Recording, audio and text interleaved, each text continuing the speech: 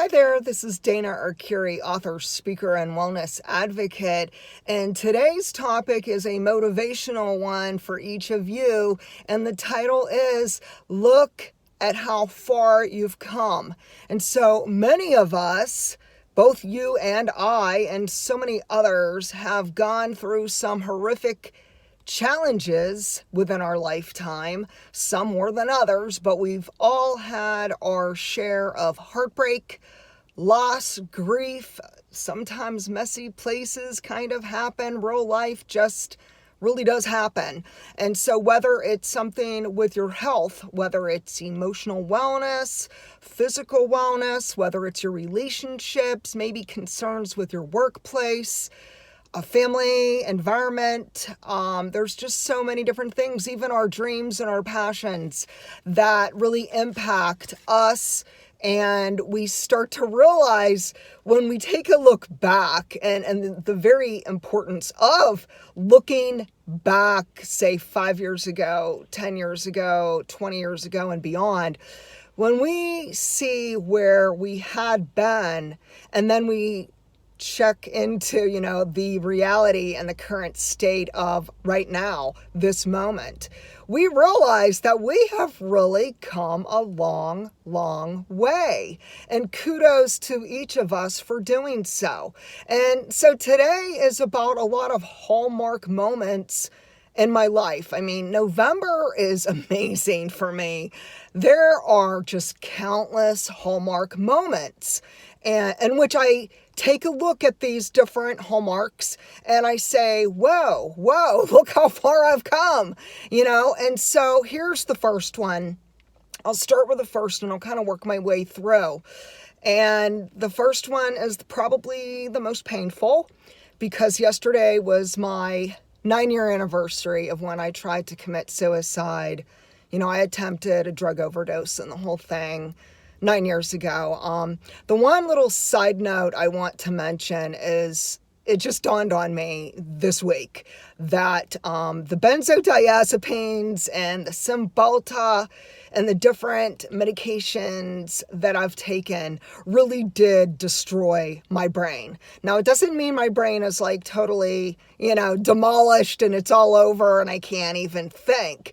But what it does mean is that I really did take a pretty hard hit with the cognitive function, central nervous system, and the neurotransmitters when I was dealing, 9 years ago with the horrific outcome of Cymbalta, which is duloxetine, Ativan, which is benzodiazepine.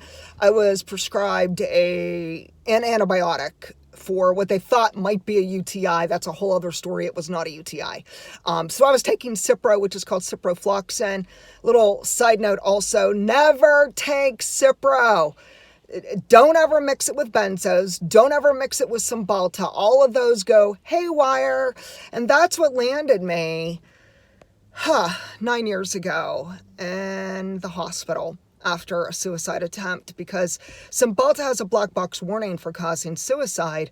Benzodiazepines have a black box for causing suicides. And when you get these potent cocktail of chemicals and you mix it up, one is bad enough, but when you get like one drug after another drug and then another drug, and I had about 6 drugs that my physicians prescribed me, I was following their orders. It was, there was no informed consent. Had I known that Cymbalta could cause suicide, I would have really rethought the whole thing, said no thanks. If I would have known about Ativan, that it could cause brain damage, that it could cause just horrific, wicked withdrawals, and the aftermath would be just a nightmare. I mean, I'm talking hell. Like, you don't know hell. You don't know hell until you hit rock bottom with these drugs and you lose your life and you are suicidal. So yesterday was my 9-year anniversary. I thought it was my 10-year anniversary. And I said to my husband, this just goes to show, the damage done in our brains that we sometimes can have challenges, whether it is like mathematical numbers or whether it's remembering. We could have fragmented memories and then you start getting into the trauma and the other crap I've gone through. Yeah, it's it's rough. Excuse the weird lighting. I'm sitting in a parking spot, and this is just the way it is. Yesterday, I attempted a video and it didn't go well, so I said, never mind, let's start fresh. So back to the Hallmark moment. So the Hallmark moment is that I reached my 9-year anniversary of surviving. Basically I did take an overdose. So the truth about people who attempt suicide, even the people who actually succeed, I can't speak for them. I'm just being honest on my own story. I'm speaking for my own self. But people really don't want to die. They really don't want to die. What they want is to stop the pain. What they need is to stop the wicked withdrawals. And that's really what it all came down to for me. And then on top of it, when you get the whole central nervous system goes haywire and you are not in a sound mind, I guarantee you people, when you're taking this many drugs and there are severe interactions and you have a black box warning on every one of the drugs and there are horrific neurotoxins involved with these medications, no, you're not in a sound mind. And so I look back on this Hallmark, I'm so glad it's behind me. I'm just like, behind me, babe. Get behind me. Get behind me. Because I can't deal with this anymore. I can't go there. Can't go back there. Don't want to go back there. But I told myself, you know what? You need to sometimes do that. You need to sometimes go back to those places that were unpleasant. You know what I'm talking about. The times maybe when you went through a separation, a divorce, maybe you went no contact with your narcissist and toxic siblings. You had a reason. You had a reason to endure. You might have had a lot of suffering. You might have had a lot of losses. You might have felt like you were in hell, just like I felt like I was in hell. And the thing is, though, we have to stop beating ourselves up for the bad things that happen, because in this life, troubles come. Nobody's free from troubles. Nobody's free from trauma. Nobody's free from the horrific things that come down in real life, because our life is messy and our real world has problems. And, we can have hope that we can overcome. Let's move on though, because there's more wonderful things that I've overcome. Hang on, I'm looking at my notes and let's see. So the basic bottom line is that when we evaluate where we were, I'm trying to find different lighting, people.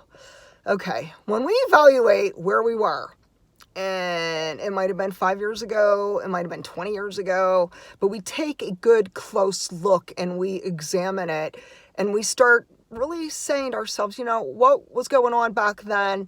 What improved? So you might start thinking about whether it was your relationships, whether it was your physical health, your mental health, whether it was your financial situation, or even maybe you went to school. Maybe like 5 or 6 years ago, you went back to college and you got your degree. Hey, I give you a high fives for that, because there is no education wasted. No education wasted. I'm a big believer that education can only improve our lives and it can open new doors of opportunity to us.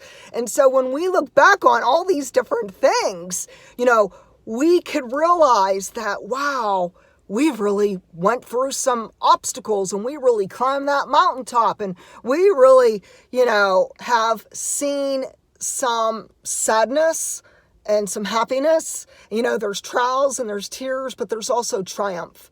And the most important thing today is to remember that you're an overcomer, and no matter what comes your way, and trust me, there will be times bad things do come our way, but we just keep on keeping on. We don't just let it keep us stuck. We don't let it destroy us. We don't let our chronic pain or our anxiety or complex PTSD or anything we're going through, including the things with our families, especially people who have toxic siblings, narcissistic mother, father, or you have a possible ex-spouse who's a narcissist.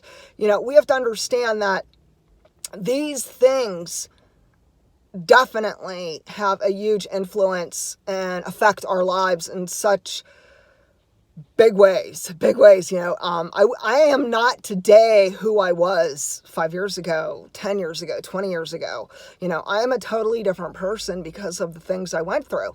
I am a different person because of that suicide attempt, because of that benzodiazepine and Cymbalta and gabapentin and other meds. And I am a different person because of the child abuse that I had endured and because of the sexual traumas and the horrific aftermath of rape. It changes me, and for whatever you faced, there was something you faced.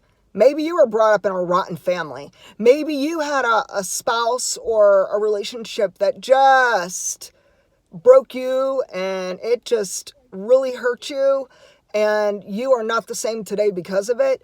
But don't let it destroy you. Don't let it make you bitter. Don't let it make you into this horrible, hateful person.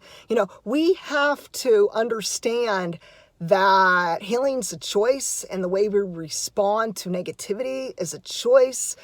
And it could be for good or bad. And I will be damned if I let those bad things that knocked me off my rear end, I will be damned if I let them kick my ass. You know what? We have all had our moments. We've had our moments of horrific, traumatic experiences in life. And some of us are really, really, really pretty daunting.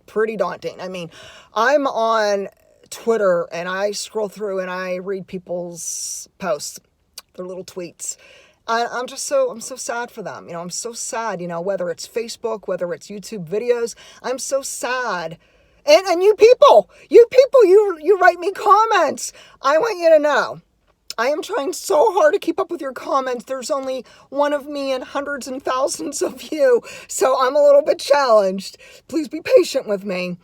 For those who reach out for me, forgive me. I can't always get back to everyone. I cannot always respond to your emails or to your Facebook messages or different ways you try to contact me.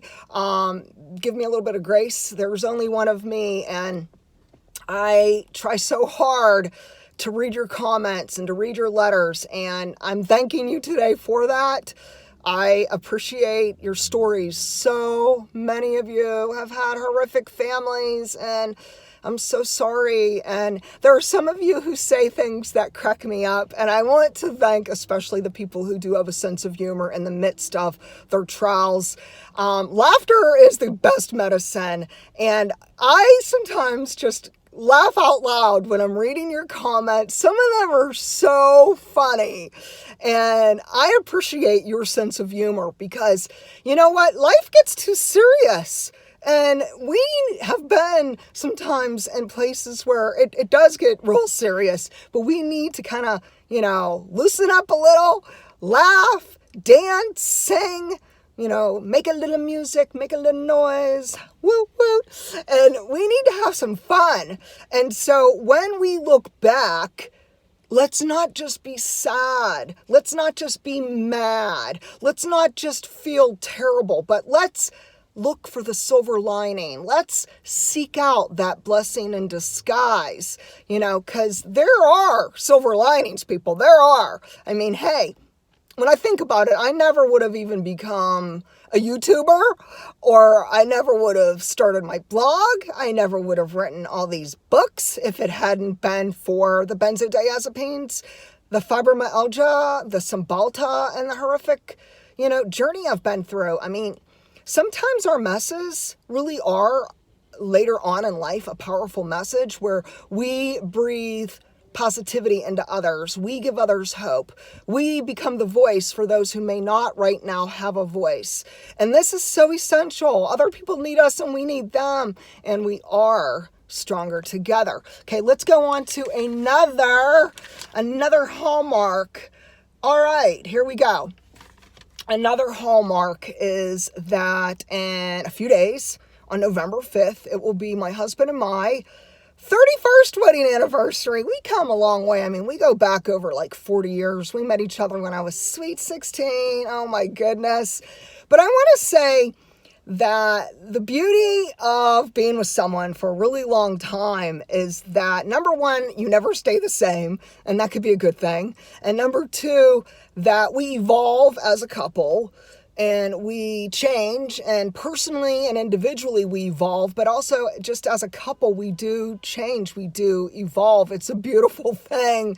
And so I'm excited that yesterday my husband and I went out of town and had a romantic gourmet dinner, and we enjoyed celebrating our anniversary early. And when I was writing my last book, so this fifth book that is still preparing for a book launch, it's called Soul Cry.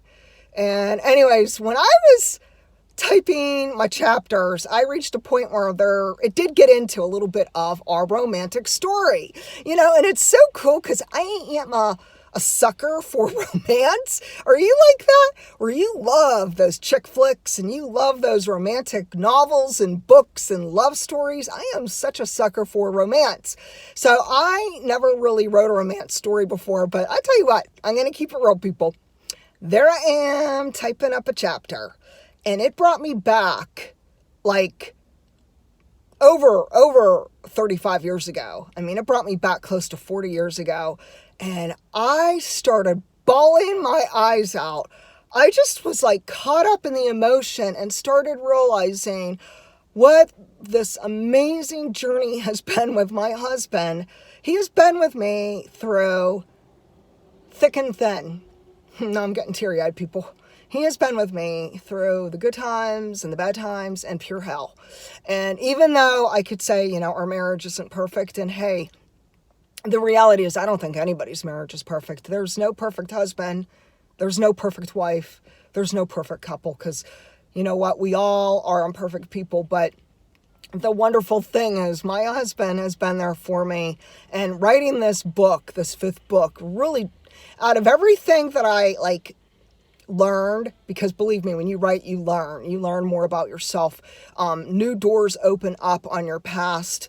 You might have different layers of trauma that might kind of reveal itself in a new way. You have a new perspective. You might have flashbacks. I mean, hey, I'm writing a book about trauma, about sex abuse, about child abuse, about all kind of horrific things, about the benzodiazepines. Yeah. So this book also has my Cymbalta and benzo story.